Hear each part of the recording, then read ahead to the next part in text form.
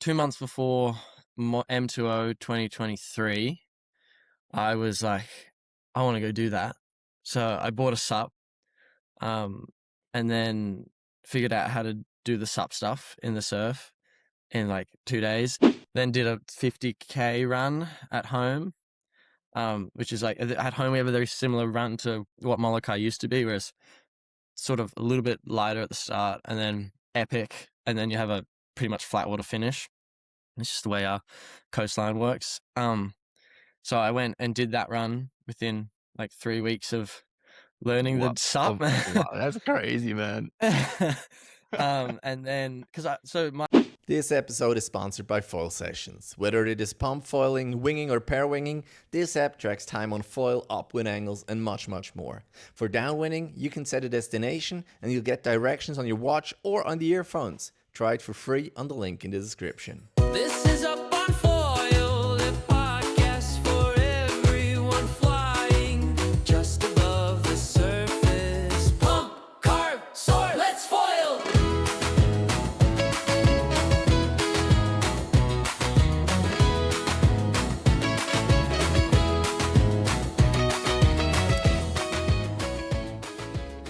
This episode is also supported by SurfEars, but more on that later. Welcome to episode number 78 of Up on Foil, the podcast where we talk all about foiling. Today with Kai Thompson, and I would say he's one of the fastest, if not the fastest foiler that we have at the moment. Thank you so much, Kai, for taking your time. Me, on the other side, I'm a very average foiler. So as long as I stay on foil, I'm happy. Is there anything, Kai, that you want to add right away? no, I'm happy to be here. Super stoked. It's gonna be cool. Very nice. So it's just after breakfast for you. For me, it's before bedtime, more or less. So let's get into it. And I actually want to start with one of the last, no, it's not one of the last places you've been, but one of the first places that I actually really saw you. And that was at the boat in Düsseldorf, at that indoor pump event. It was the first time for you there, right?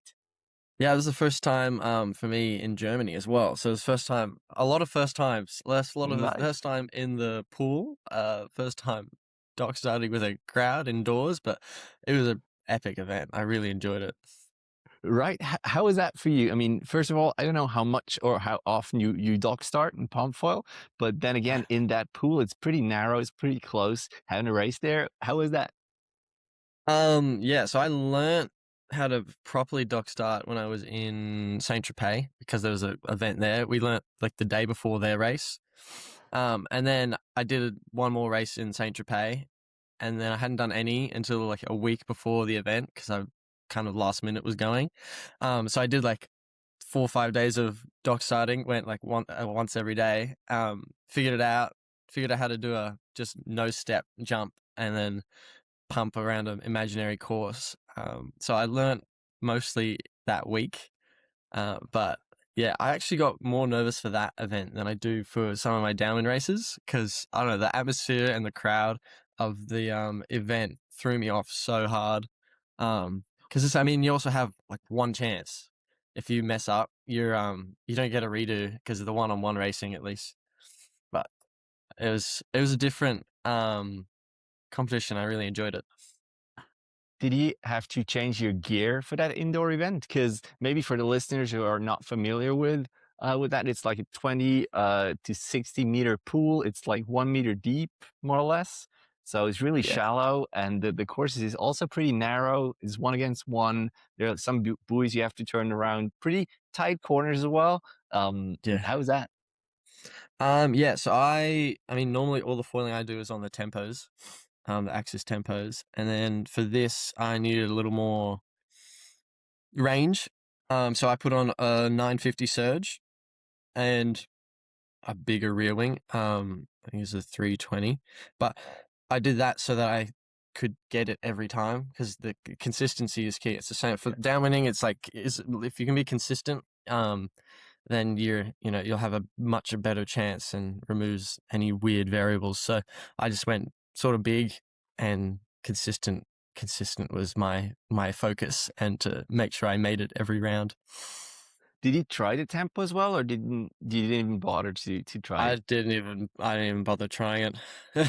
I think I tried it once, very briefly in Saint-Tropez, and it did not go as I wanted it to. So I just, yeah, you need that very comfortable, and then you also need the very quick speed change from slow to fast, and the surge was perfect for that. So you said that the first time was in Saint-Tropez. We're going to talk about that later, but then the Surge wasn't out yet, or did you have some sort of prototype then? We had a couple because Luke had a few. Who's the SUP-Foil man from Axis? He had been working on 'em for a little while, and he had them, so it was perfect. All right. Yeah. I asked in my local Downwind chat that I said that you were coming on the show, and if they want to ask some questions, and Balls actually wanted to ask a question, and he said that usually you're a super chill guy, but then he said that you have this winner mentality, but that you needed 4 start attempts in one of the qualification I runs. was gonna bring this up, so this is great. Yeah, so the way the event worked was you had a time trial round for the first round, and that would like seed you and put you against who you were versing. And you had 4 attempts to start. I took 3, all failed, and then on the 4th one I nailed it, and then I got the 3rd fastest time. But it was so stressful. The first one, fall in the water. Second one, fall in the water. And I'm walking back. I'm like, oh. And I see everyone's like, yeah, you're okay. I'm like, yeah, it's fine. Don't worry about it. Failed the 3rd one. I'm like, okay, I got to really lock in for this one. And then nailed the 4th one, and then like safety did it the whole rest of the run. So I was like cat, just like on my nails. But yeah, so I had and then from there on, I didn't fail any more starts, which was very helpful. But that first race jitters got me good. What would have happened if you would have failed the 4th one as well?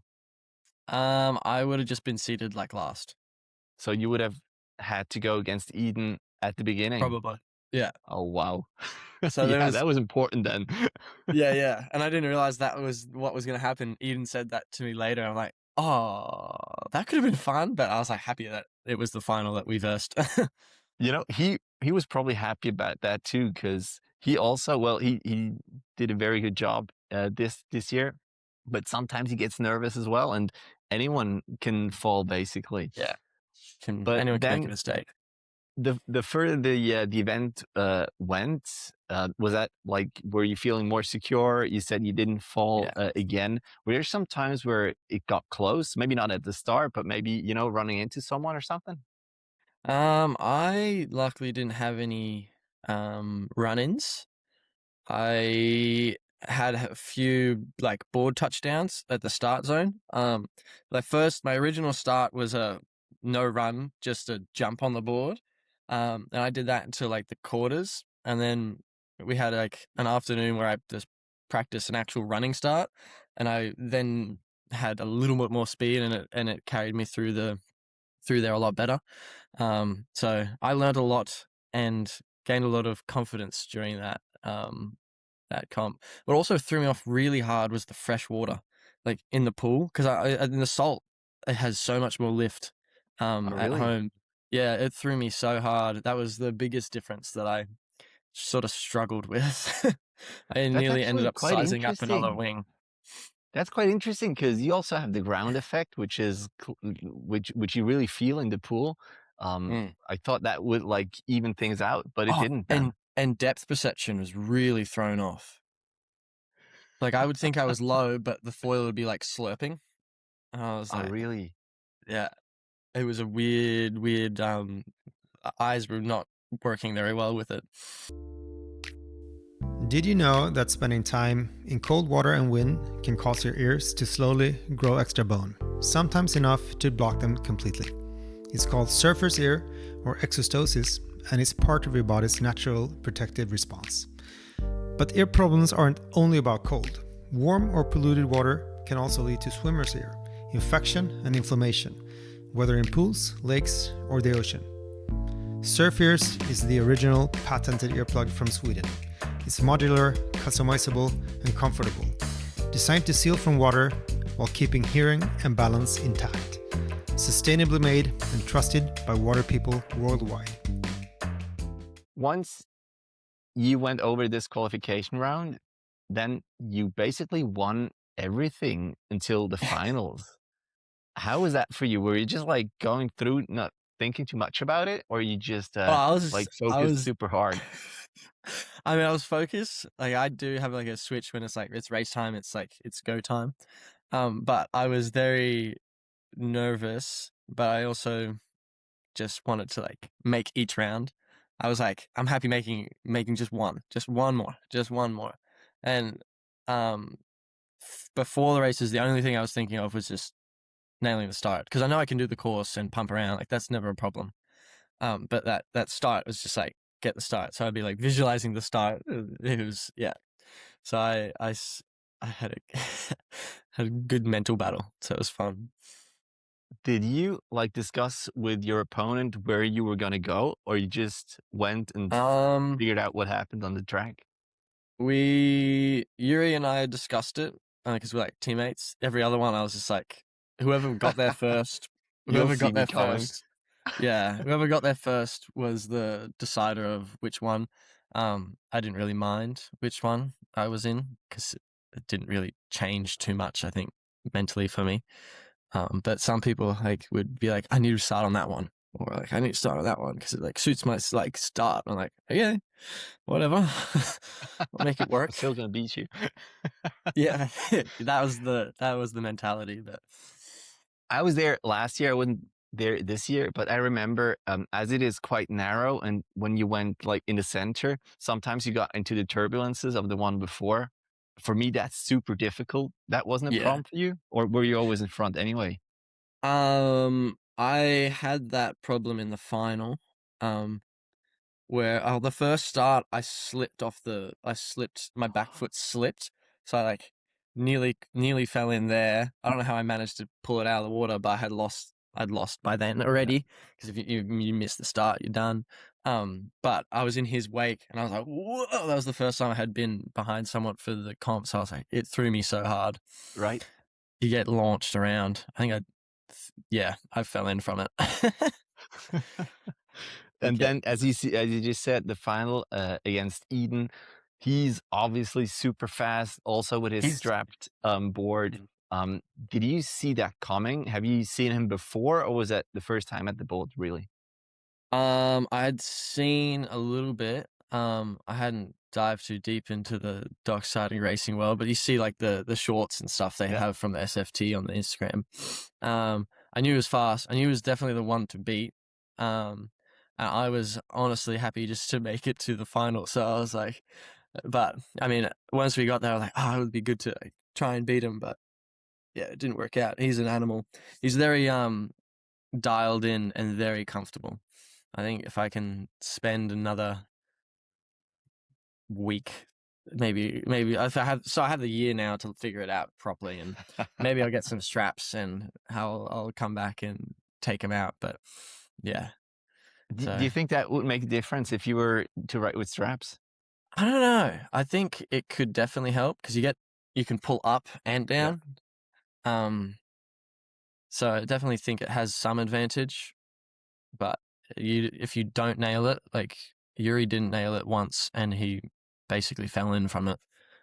So you have to nail it. But if you spend that much time practicing, you're going to nail it, or you should be nailing it every time. So Yeah, that's true. Just one last question about the boat. I saw you on a video, I think it was you, with a weird helmet on. It looked funny. What was that? yeah, so I had my helmet on underneath. It was actually a beanie. Okay.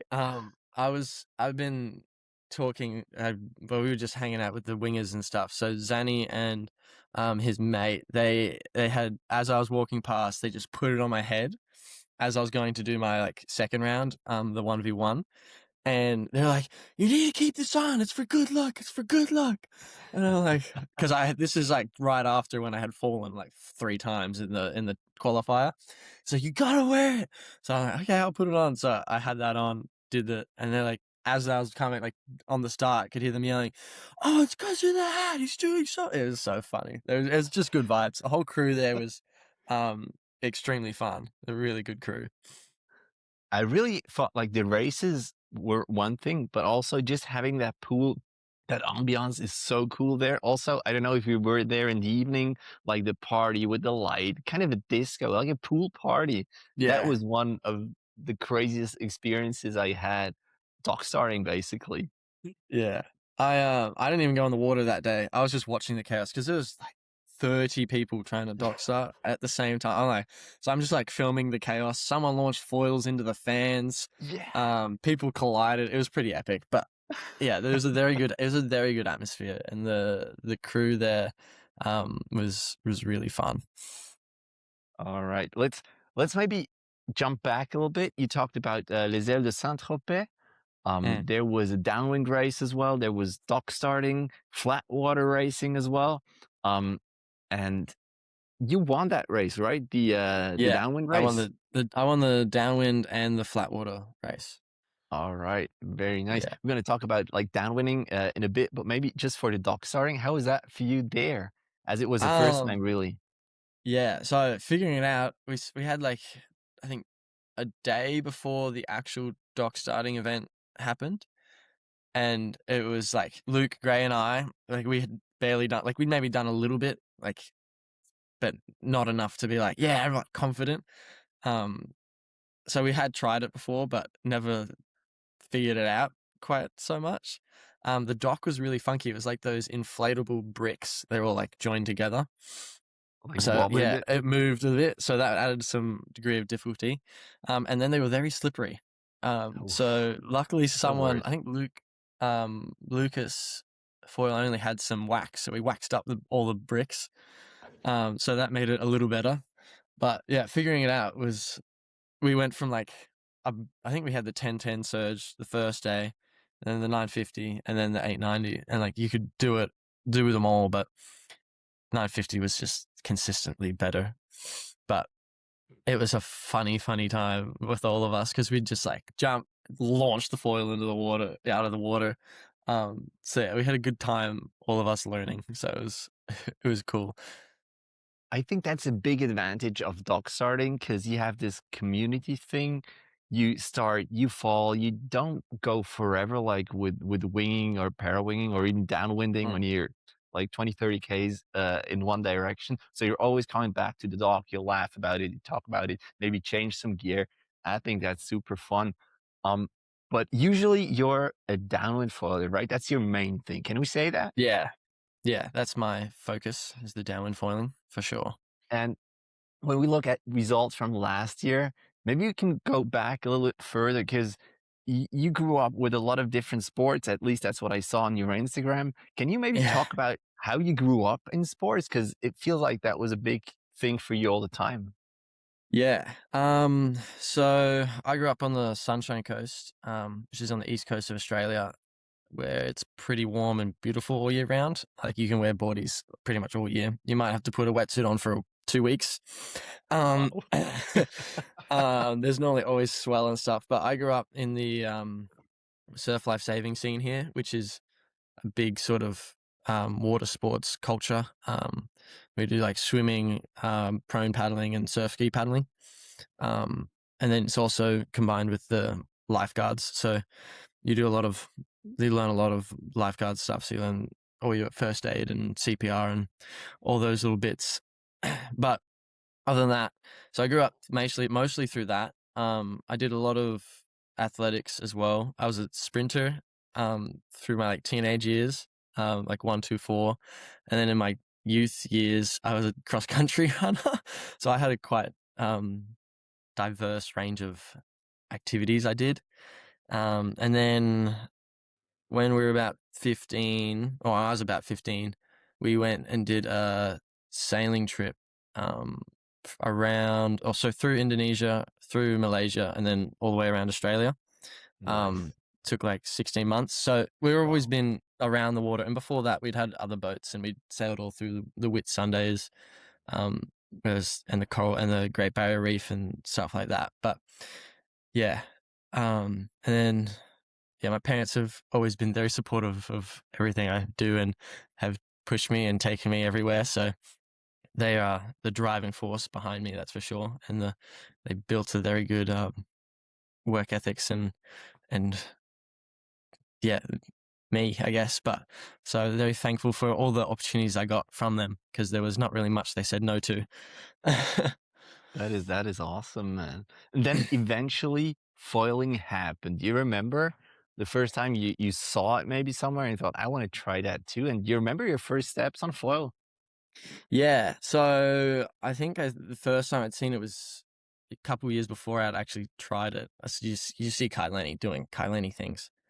And then I didn't get one. I always thought about getting one, but they're like, if you're a kid, they're kind of expensive. So, and then you're like, oh, where do I start? So I like waited a couple of years. Then a mate had one. We went out on his jet ski and we did some towing. And I was like, oh, I'm hooked. So like next week I went and bought one. Which And one then did you get? I had the Armstrong 1550 HS. That was my first foil and my foil for the first year. So that did a lot of things for me. That was great. Actually taught me how to downwind as well. That foil was pretty good for me. And then what did I do? Yeah, I went and bought one and then sort of dicked around with it in the surf and behind the jet ski for a little while, and then didn't really like fall in love with it, but I really liked it. I would keep going. Probably took me the first year, like 8 months to figure it out. And then 2 months before M2O 2023, I was like, I want to go do that. So I bought a SUP, and then figured out how to do the SUP stuff in the surf in like 2 days, and then figured out how to downwind in lightish wind, and then went from all the Armstrong HAs, like I think I started on the 1350, then the next day was 1125, and then I used that for like a week, and then went down to the 925, used that for like a week, then did a 50k run at home, which is like at home we have a very similar run to what Molokai used to be, whereas sort of a little bit lighter at the start and then epic, and then you have a pretty much flat water finish. It's just the way our coastline works. So I went and did that run within like 3 weeks of learning the SUP. Wow, that's crazy, man. And then because I had a big sort of background in surf ski paddling, so I knew all the downwind, like how to read the ocean. Like I spent a lot of time on the water, so the reading and that wasn't the difficult part. Was the foiling and figuring out the foiling part. Yeah. So yeah, and then I did that, and then and then I was like, I can go do Hawaii. So I talked to some of my like prone paddling and surf ski friends, and they got me, because it was the entries had already closed. So I got them to like help me enter the race because they knew the organizers and stuff. Oh, really? So that was Nice. Jordan Mercer and Darren Mercer. They're big help in my journey. So yeah, then I signed up, and then 2 days before, a week before I was going to go, I saw that there was another race, the M to M.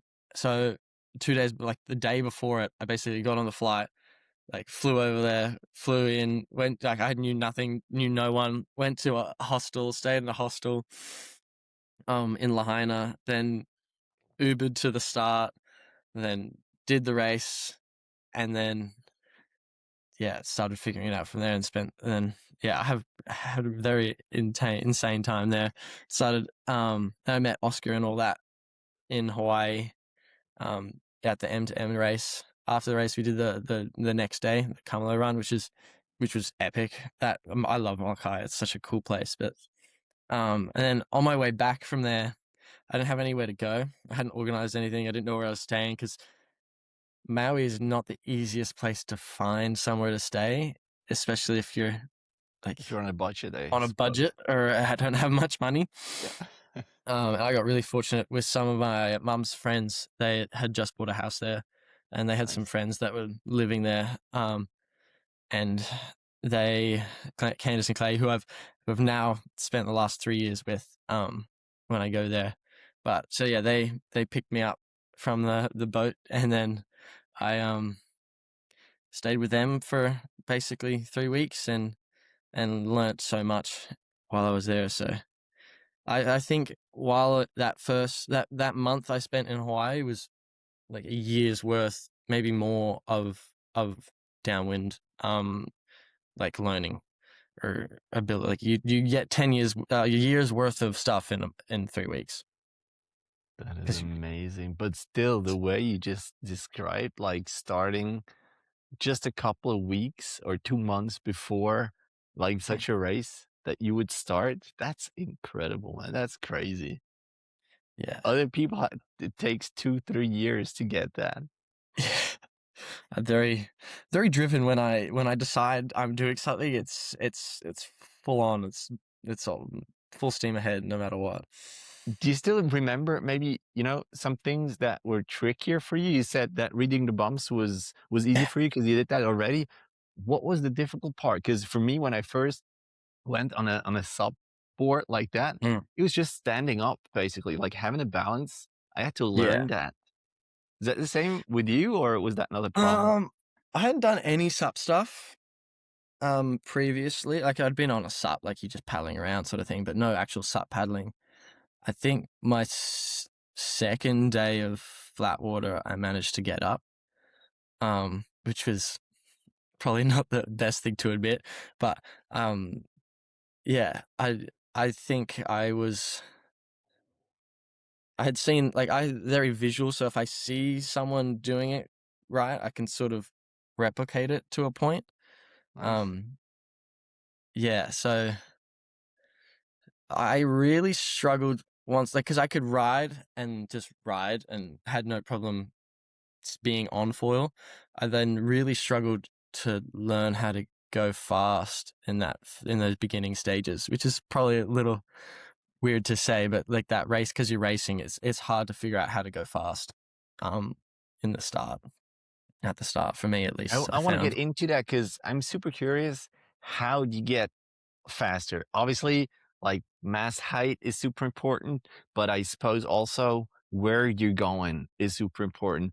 When I go downwinding, I just try to stay on a foil, try to find bumps, make a turn or two, but you're racing, right? So what are you looking for? It's kind of hard to explain, especially because I You don't sort have to of give away anything. no, it's If you not. don't You want don't. people to be fast, that's fine. No. It's not. It's not that. It's more of a I don't exactly know. I can't describe how I'm doing it. It's more of it's a internal thing where I just sort of switch off the thinking, and the eyes and the body know where to go to a point. And I think that's just from a lot of time doing it. Yeah, so it's hard to explain, but it's really weird. It really depends on where you are too, on how to move. Um, like Maui is really hard to go fast. I think because it's so close and steep to a point, it's really hard to bridge and jump them. Whereas if you're in like yesterday, I had a run here. It's quite stretched out. The angle was pretty good, and you can just run along the swell. Whereas you're kind of going through the swell in Maui. So the Marcite has a big play in keeping your speed. I think it has a lot to do with the efficiency, but I don't think it's like the end of the world if you're not super high. It definitely makes it a lot easier, but you can get it done with a little lower on the mast. But So it you would is say that it's more reading. important to go the right way than to have the technique super refined. I think you need, like, at our level, you need all of it. Like, Yeah. you have to have all of it. But I think the reading, combined with like maintenance of the foil more so, like not having those like weird bucking moments, like having it flat and like you don't have those like uneasy moments. Like you want to be as stable as possible, and the read is the most important thing for sure. Okay.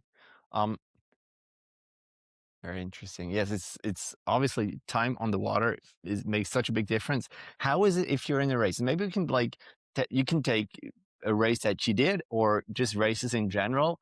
I mean, the start, when I look from the outside, the start looks super important because, well, you have to be up first, basically, and Yeah. then just keep on going. If you're already in the back or if you're already behind, how much risk can you take? Like being higher on the mast, or is just, no, I'm going to have my speed. I'm going to go at that speed. And if someone is faster, he's just going to be faster. Can you actually push it and take more risk?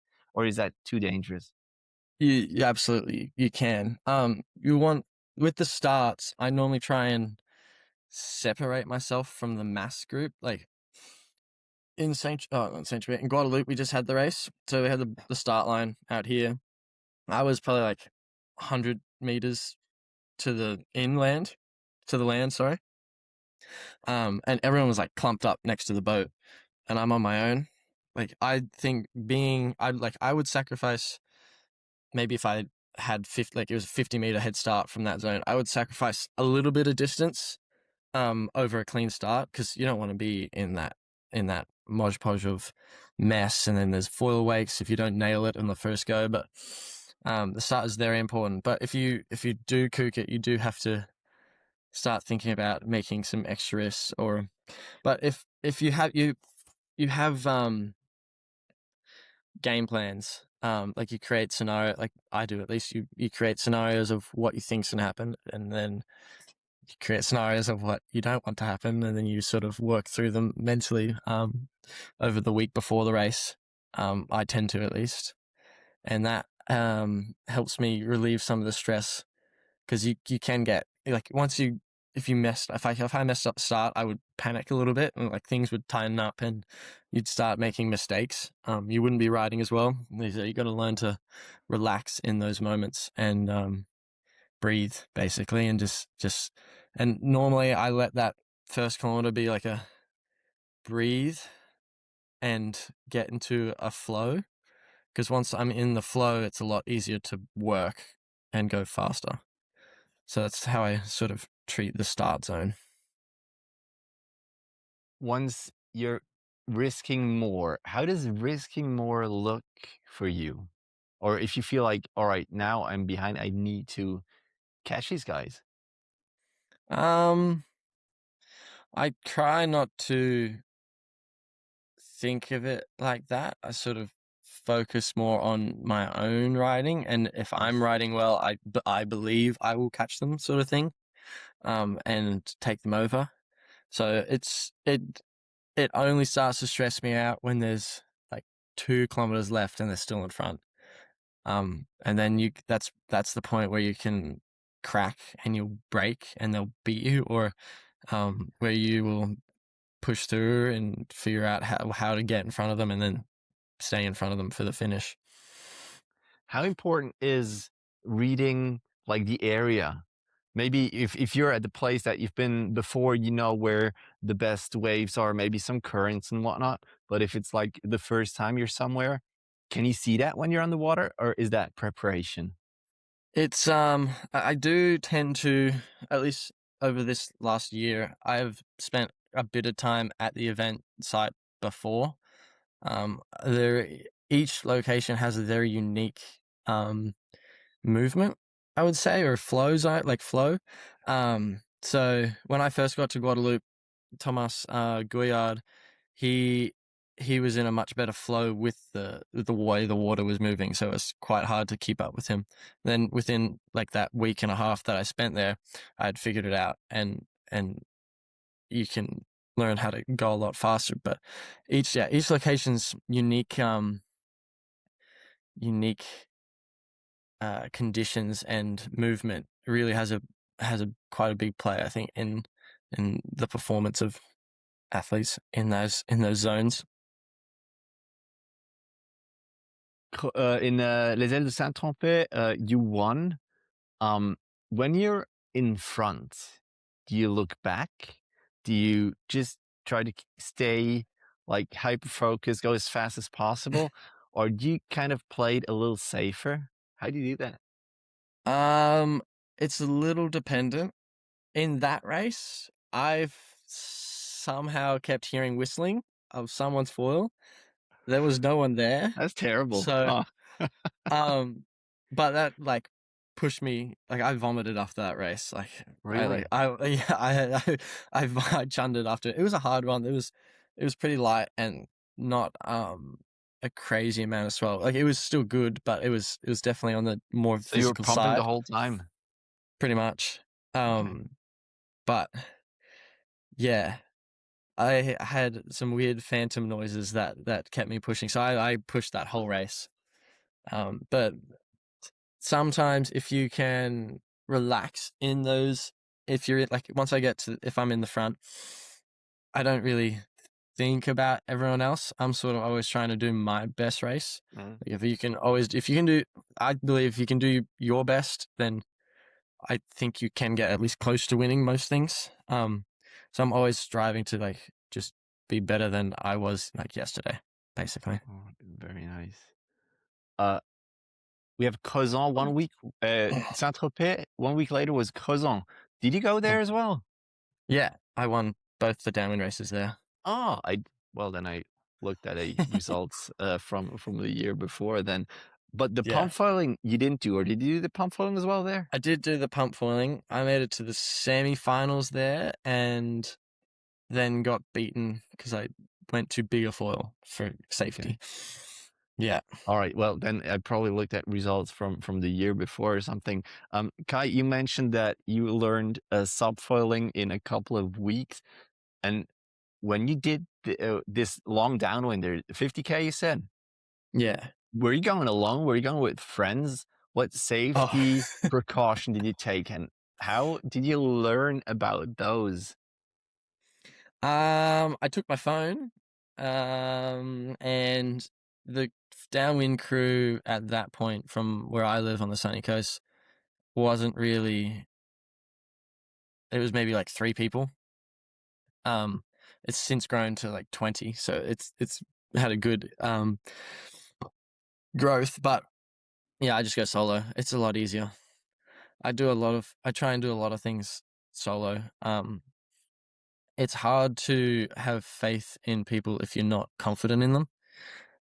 And I have spent, a lot of time on the water, so I'm quite confident in that space. And I think I can get out of most situations if I have a problem. So yeah, all my downwind runs until I got to Hawaii were all solo. Oh wow. Okay. Yeah. What safety gear do you bring? Do you wear a helmet? Do you you said you bring your phone, so hopefully there's reception.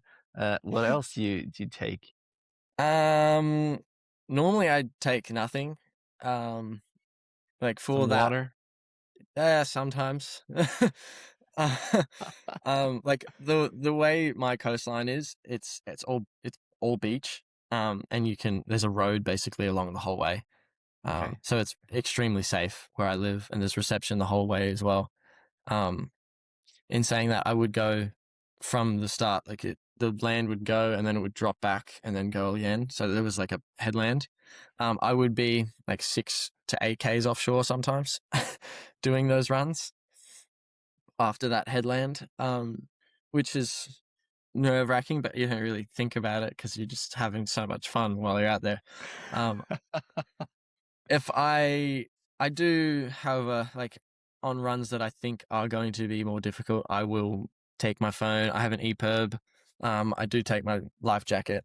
Like yesterday, I was a little unsure of the conditions because we go across the harbour mouth in Sydney, and it was kind of a little hectic, but not crazy. So, and I hadn't foiled in a week, so I was like feeling a little a little nervous. So I took my life jacket, my leash, and my EPIRB and my phone and some water. I normally take my camel pack actually just to have some extra weight to make me go a little faster. I don't often drink much of it, but yeah, normally I do runs with no leash. No leash. Okay. Yeah. The idea is not to fall, so try not to fall.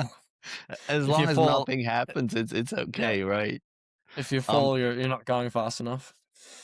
I mean, if you one of the fall, you're not doing sponsors good enough. of this show is SurfEars. Do you wear ear protection?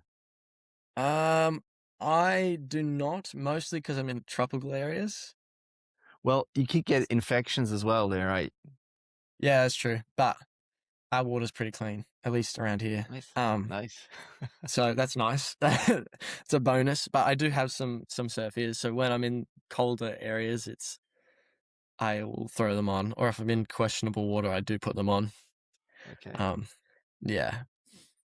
Let's talk maybe like colder areas because some friends in that chat group also said, yeah, invite him to come over to Switzerland. Now, Switzerland is not known to be the biggest surfing spot, but like Lake Neuchâtel, where I would say most foilers downwind in Switzerland, we have this 20, 30 kilometer run.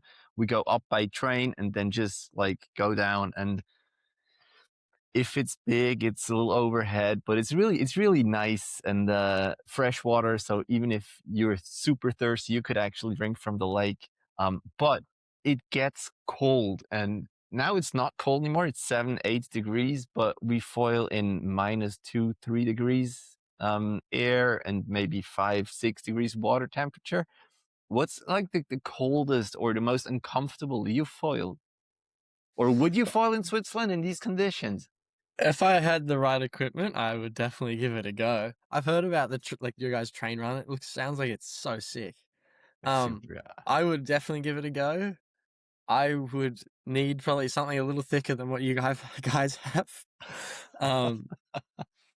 Cold hurts. Yeah, I think the coldest I would have been in was Crozon for foiling, and it's not that cold in people's standards. Like you could still wear boardies and do the run. I mean, the water's cold, but you're out of the water, so like the temperature was nice for the event.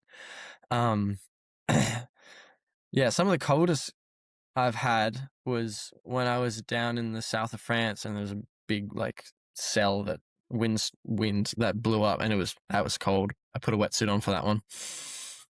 How much more difficult is it for you to foil? Because for dock starting, obviously it's super exhausting if you have a thick outer layer. But for downwinding, well, yes, you're pumping as well because you want to go fast.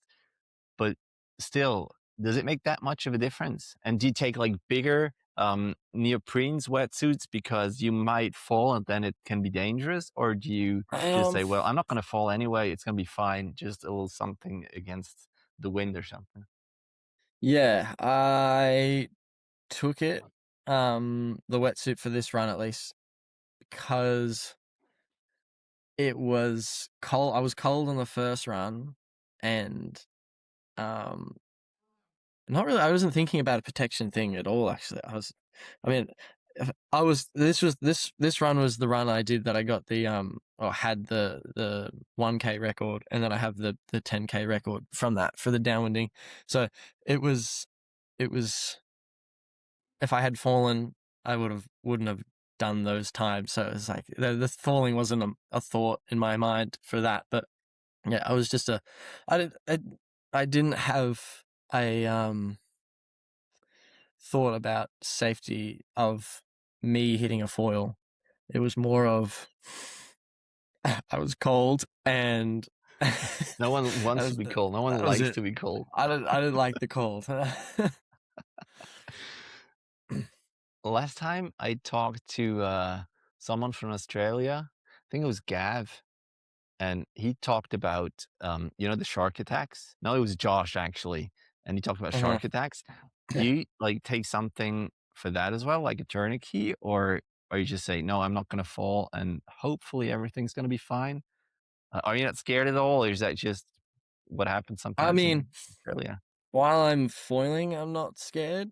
Yesterday during the run, I think I saw one shark. One of the other guys saw another one, and then we went past these really big bait balls. So they were there. You might not have seen them, but they were definitely there because the bait ball was like 100 meters long. It was a big bait ball, but yeah, I am not that keen on leaving my feet in the water for too long around this area. I've spent, I mean, a bit of time around sharks and that, but Sydney, especially after all the attacks, has got a really weird, eerie vibe to it at the moment. Really? So I'm not looking forward to keeping my feet in the water. So I just paddle out with the feet on the board and don't lay down paddle at all. Just yeah. So I don't know. I don't know if it's just me. It could be just me, but it just feels a little eerie. Okay, yeah, makes a lot of sense. When you are in a race, or maybe also just when you're downwinding, you probably just need to start once, right? You don't fall generally, I assume. Yeah. How important is the board? Because I think you could paddle up any kind of board, and with that 2 or 3 seconds that you might have longer to get up on foil, is that so important if you have a 20, 30-kilometer run, but then the board would be smaller? Would that help more? How important is the board for you? Very important. I'm on the 8.6 kilometer gator. And this board at least has got an insane amount of stability. And I value the stability. I mean, it's really good coming out of the water too, but the greatest thing for me at least is it is insanely stable. Like in Hawaii, we have this section that's along China Wall, which is the most insane backwash. I fell in there for one of the races, the Voyager race, and then Guido fell down in front of me. Very good downwind foiler. I managed to get back up on foil within like 30 seconds to a minute. He had to paddle back out to sea, and it Really? took him like 10 minutes to get back on foil. Oh, wow. Oh, that makes a So huge difference. so the stability is and the stability means that you can put down the power whenever you want. And I also really value the feeling on foil, because like that's the biggest thing. And this board, from my perspective, is the best feeling I've had on foil. So yeah, the feeling on foil, and then the stability to be able to put the power down and have no questions about getting up is really important, especially for the racing scene. Nice. The last episode that came out was with Manutea Del Valle from Tahiti. I don't know if you know him. Yeah, They're yeah. gonna have the Tahiti Foil Festival. Are you gonna go there? Do you have any plans on going there? That is the current plan. I'll be there for that event. Nice. Yeah. And so you've been that's to Tahiti, right? I saw somewhere the countries you've been. Like, what yeah. was your last year? What have you planned for this year? I haven't really planned too much other than same again to a point. Then there's the addition of everything else new that's going on. So, I mean, like last year I spent the New Year's in Tahiti, but this year I went to Germany and then I didn't realize this until I was halfway through it, but I did a full lap around the world already, Wow. which was really cool. I didn't tick that off my bucket list a lot earlier than I thought I was going to. But yeah, so my plan is loosely I mean, this event I already did. I'm in Sydney for the Northern Beaches race now. Then I have a little bit of time, not off, but off from racing, till I guess May, when is Tahiti. So I have a lot of time to train and recondition the body. So then I'll have Tahiti, and then from Tahiti I'll probably go to Hawaii from there. I'll be in Hawaii till the end of July at least. I'll probably stay for longer because I just love it there. And then I'll go most likely do the Hood River race. Maybe try and do the Molocabra in Brazil. That'd be a really cool event to go do.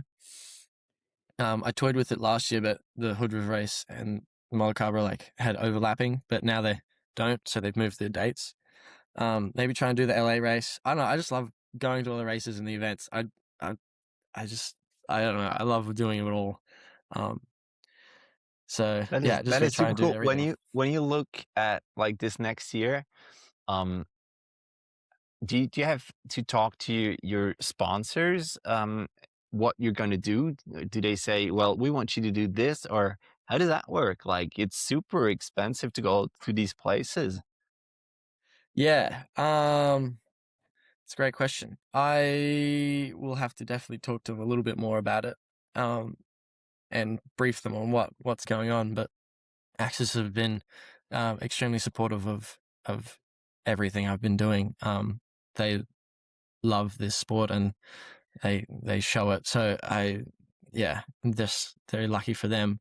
But yeah, I haven't reached that conversation with the rest of the year. I've like got through this month, and then I have this race and I have nothing. So I have this sort of time to like properly sort it out and get it all dialed in for the rest of the year. But yeah, I hadn't thought about it too much yet. Well, that is awesome if you don't have to. You said that now before Tahiti, you have time to just train a little bit, look after yourself. Do you have like a regular job as well? Where I don't know, you you have to get up in the morning and get your tie on or something?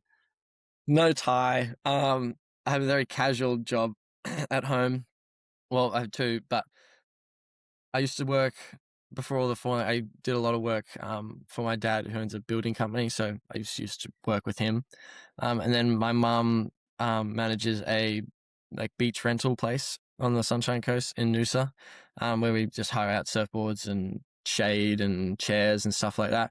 So I will be working there in board shorts and no shirt, just sitting on the beach hiring out surfboards. So I'll be doing a little bit of that, and yeah, a bit of time in the gym and running, fixing my imbalances. That sounds super cool too. I want to just like get into other foiling sports because obviously you're a super good foiler. We talked about the SUP-Foil. We talked about dock starting. I saw you on the Parrowing as well, and one of the I videos love the Parrowing. really. I Which one are love you the using Parrowing. right now? I have the Flow. I got the V2 3.7. I use it more as a tool than just for parrowinging. I mean, it depends. Like when we were in Western Australia, Jared and I, because it blows quite hard in West Oz, we took our prone boards, like 4'4", his is like 5 foot, and we'd take like a 4'5", like 4'2" parrowing, and we'd parrowing prone in Western Australia. So that was really fun. And then down south, the way the coastline is, like the wind will blow into it a little bit, like a little onshore. So we would parrowing out. We'd have our SUPs we'd be on our SUPs and up on our paddles would be on our back because this Yeah, I area saw is this area is quite remote, and you don't want to be left stuck somewhere. It's also extremely sharky there.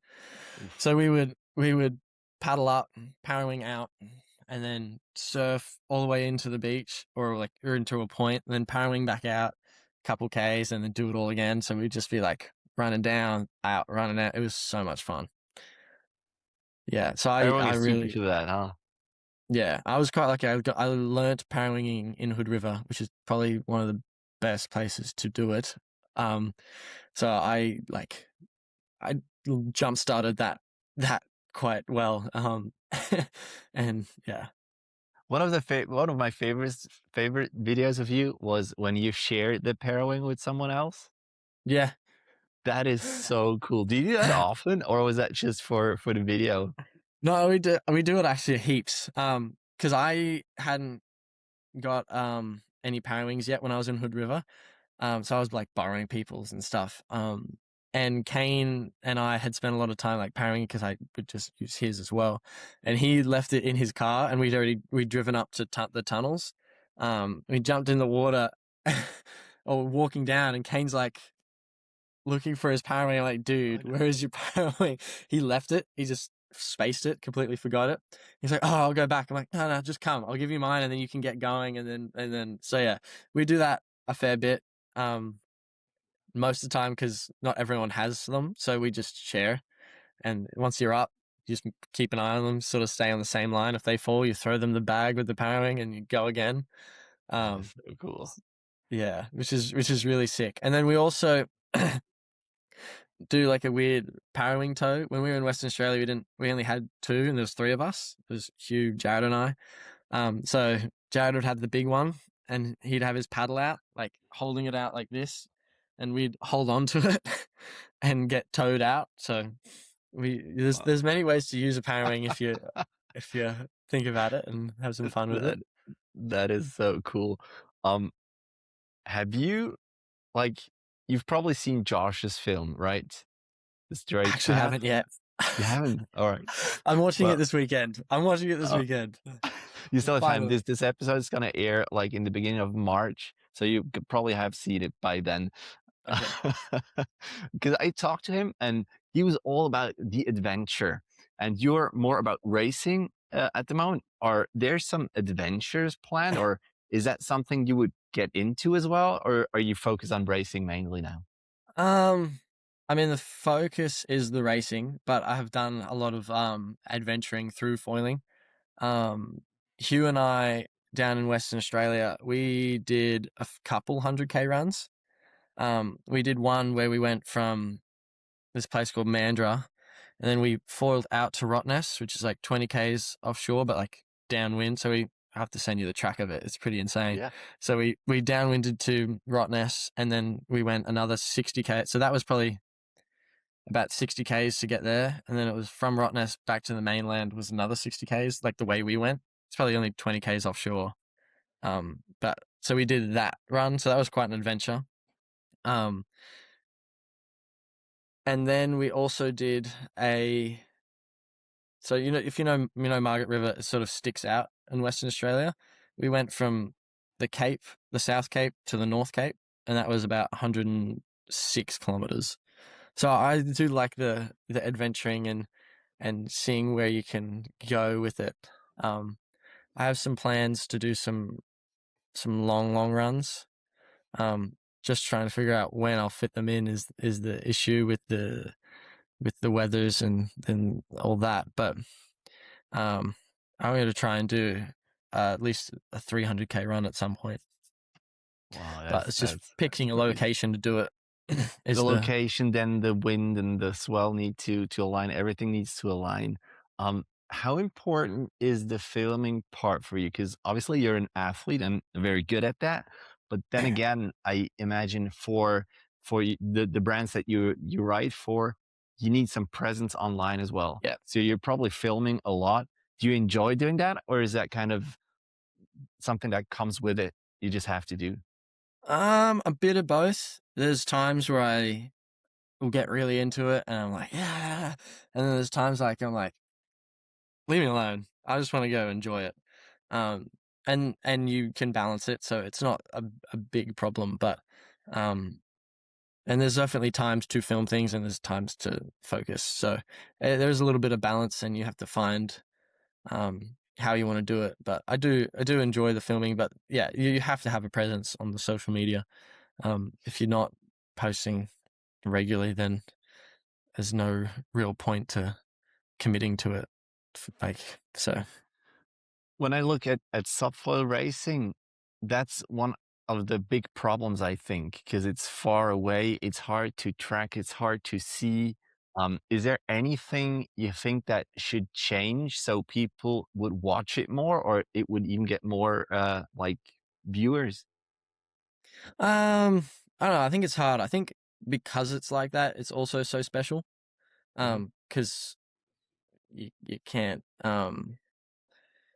Yeah, I think it has it for a viewing sport. It makes it difficult for sure. But I don't think there is too much you could change because it is that race element. It's not. It's like the pinnacle. You could argue it's up there for sure on the foiling sort of world. And I think sacrificing something to make it easier to watch would potentially not be the most beneficial thing for it.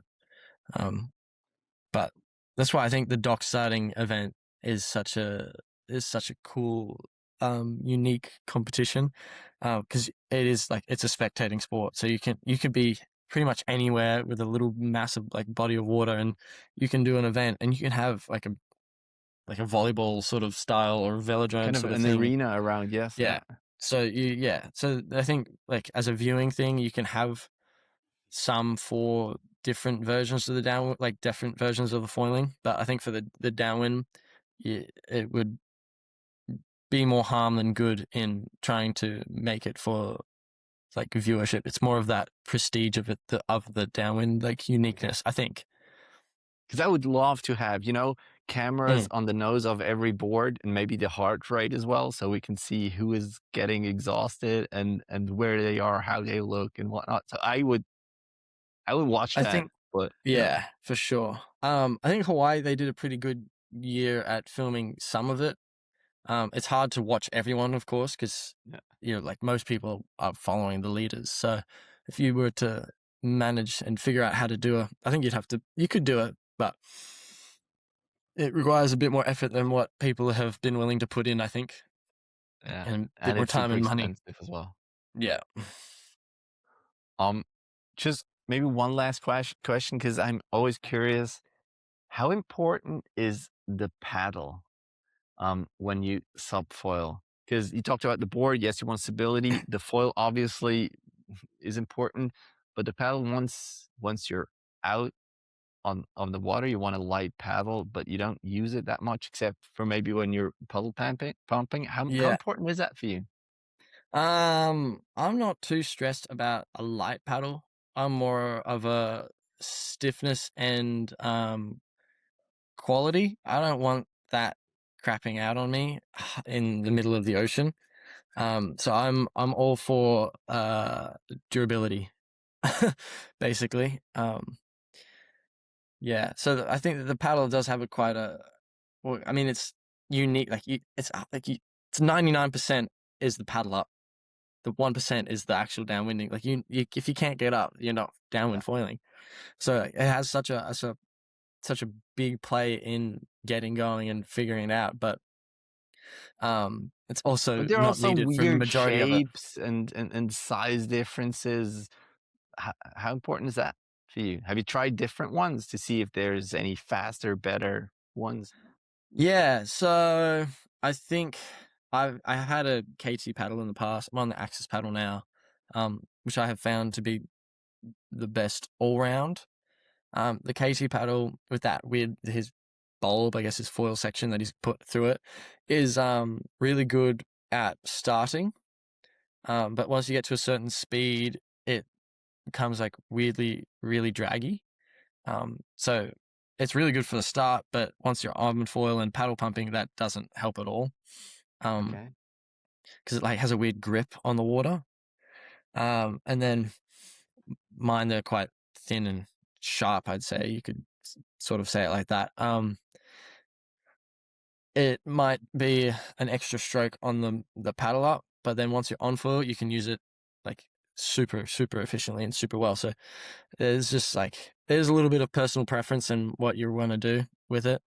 And then the size and shape, it's sort of just some of them maybe are gimmicks, some of them are not, but I do think like that rounder, because you're only putting the blade, you only need that little bit. Like Okay. you only need. So the more rounder ones, I think, have tended to be quite useful and good. If you could pick like the wind, the swell, the whole weather and place part, and you were not training for a race, what kind of foiling sport would you do? Like Probably you just can pick and choose whatever. I love paddling like prone, like just paddling downwinding is sick. Like you don't have your paddle, you just like have your little waist belt, you're paddling up and you chuck it in there and then you rip down the coast. And I mean, if you want to go upwind, you can go upwind a little bit if you find a cool section. So I think for a non-racing side, the paddling downwind is epic. And then it's hard to beat prone foiling in the surf. I haven't done much of it last year because I was so focused, but because I think I've built that really good base now, I can spend a little bit more time playing around with other areas. So yeah, so hopefully I can get in and do some more of the funner stuff. I mean, I still Very love nice. I still love downward foiling. It's so much fun, but the funner stuff for the people to see. Are you gonna go on the water today? It's looking pretty light. I will definitely be getting on the water for something. But Yeah, I did a 40K run yesterday, and then the race is tomorrow. So I'm in a very relaxed state. I mean, I'm not going to gain anything by going out in the water, so except getting more tired. So I'm happy resting and relaxing and chilling out. All right. Well, Kai, is there anything else that you want to tell the people? Maybe a fun story, or just like encouraging people to still grab that paddle every once in a while? I think you can't. I mean, I love the parrying and stuff, but you can't take away the fact from the skill and the prestige of using a paddle. So, definitely still try and do it on the side. There's days where the parrying will not work, and you absolutely have to have a paddle. So, learn it. Just learn all functions of it. But keep enjoying.